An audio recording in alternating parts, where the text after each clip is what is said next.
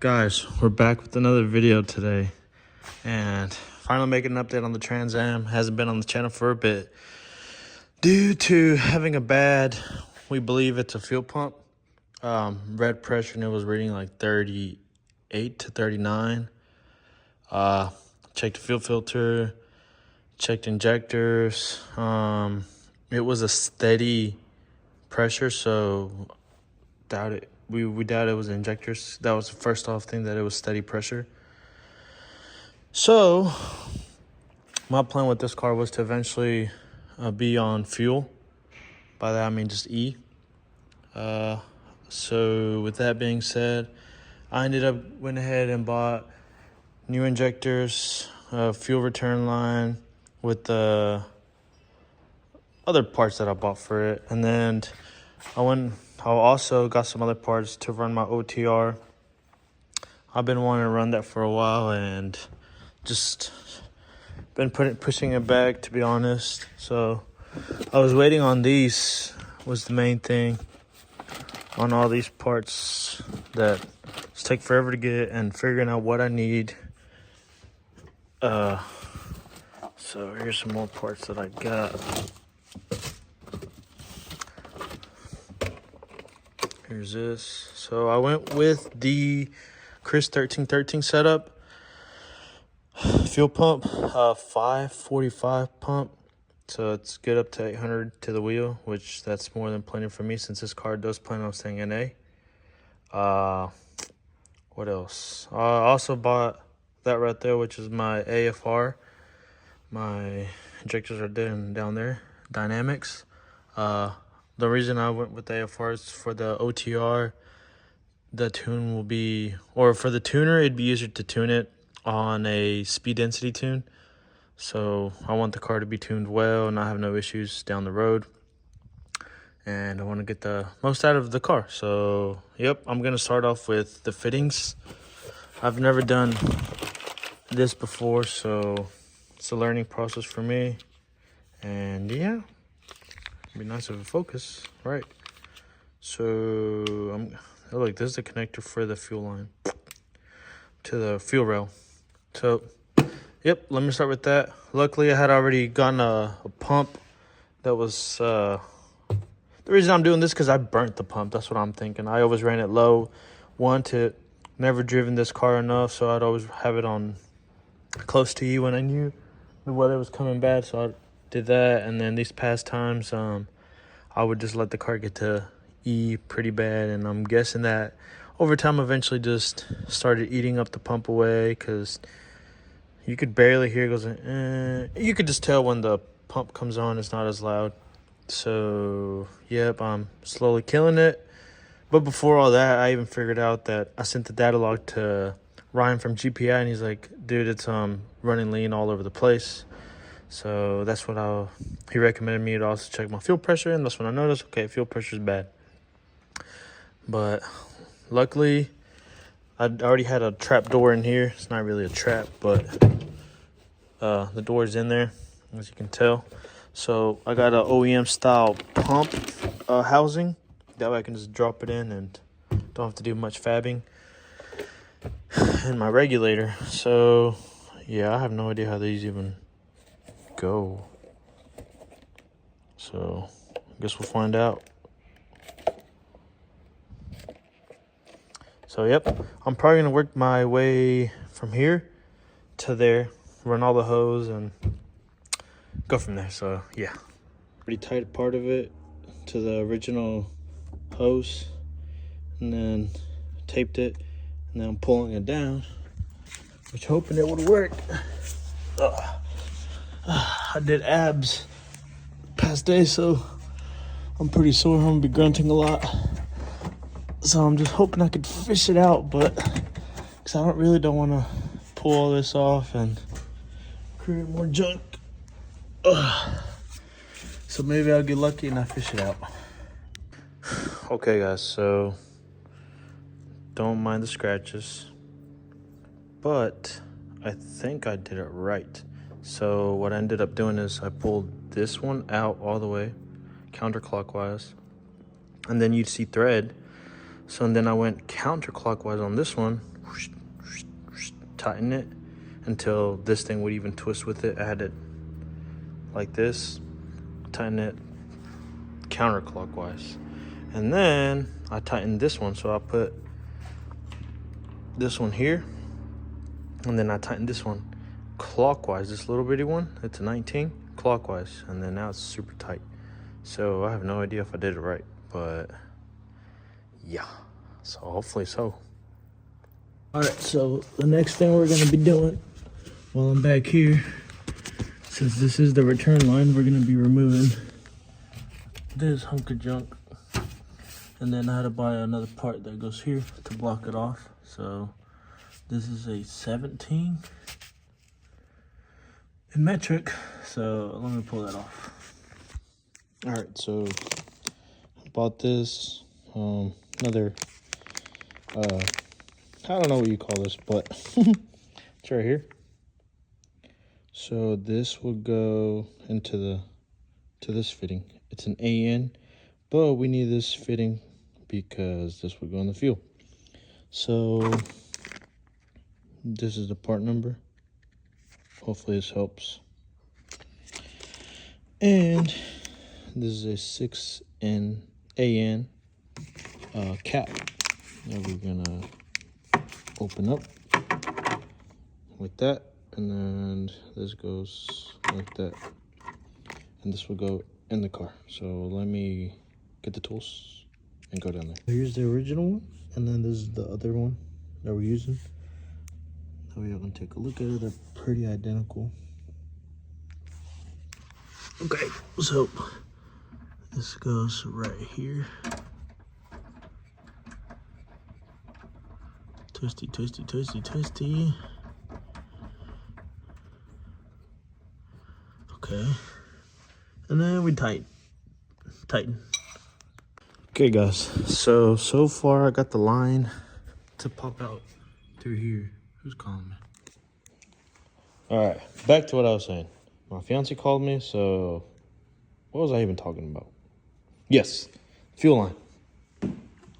So I have it run through pretty much where the stock fuel line would go, all the way down. Just, it's gonna be, all the heat shields are gonna be a little bit tighter, and I didn't want it to be in the way of this, so I went through the back. If you can see. Either way, it's not touching. That was just, oh look, you can see from here. That was my main concern, that I didn't want it to touch. I still gotta screw that heat shield on. But I gotta figure out where I'm gonna mount my, I already forgot the name. Actuator, not actuator. Let me show you.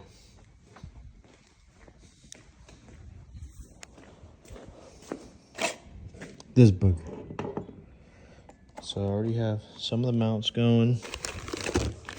I need also, not this one, this one, and I think I need one more. Maybe it is this one. Yeah, it's that one.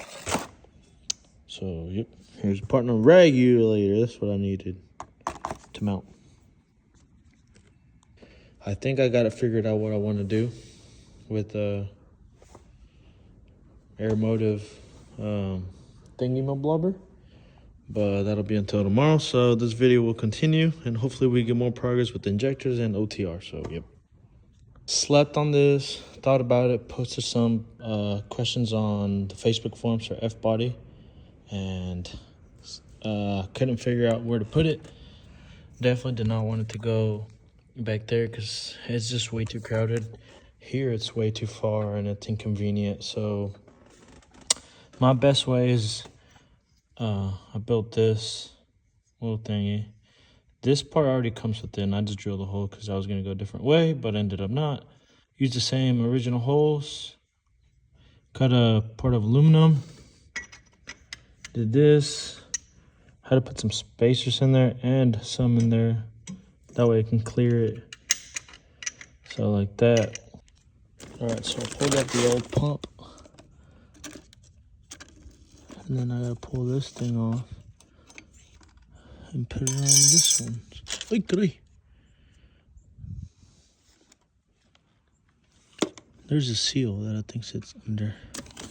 This might be this one. Okay, so this part goes in like this, but then you unscrew it, and then you do this one counterclockwise. So this way, twist it this way, and then, I mean, it's kind of hard to tell on camera, but if you look in there, you'll see that the rubber is touching the end of this inside. So once that's done, you're gonna go in here and twist this little thingy until you can't, because this is kind of hard part. It's hard whenever it's in the car, but if you can do it out here, it'll be a lot easier. So it's gonna hand tighten it, and then we're gonna put this unit right yonder. Look pretty good. Snug. And then now we'll just use our 19 mil to tighten this part clockwise. So I know you're supposed to have some special, not even special, but that's so you won't scratch your little barb fittings. Not barb fittings, this fitting. This is the wrong size, but oh well. But I don't really care about scratching it. I need to go get a different one.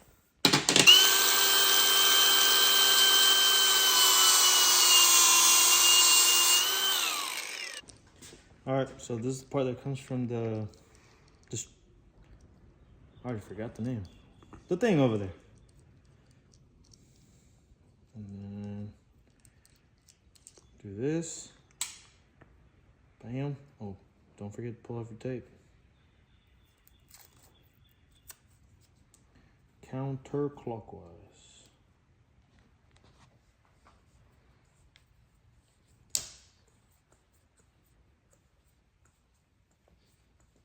And you'll feel it. There we go. Yeah. It's going to be hard to see it in there, but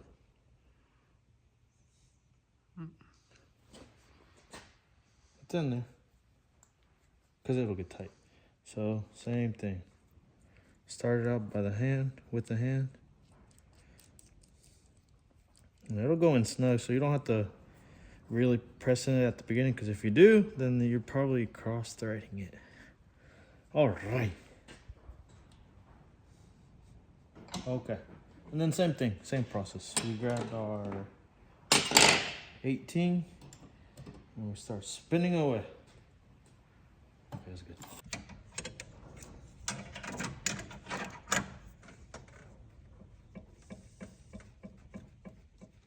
Tighten this unit too. Oh, and then I'll remove that tip in a bit. Oh, I haven't even done that. I forgot to put the tips to make sure they didn't come out a little bit. Okay, this is where the fun.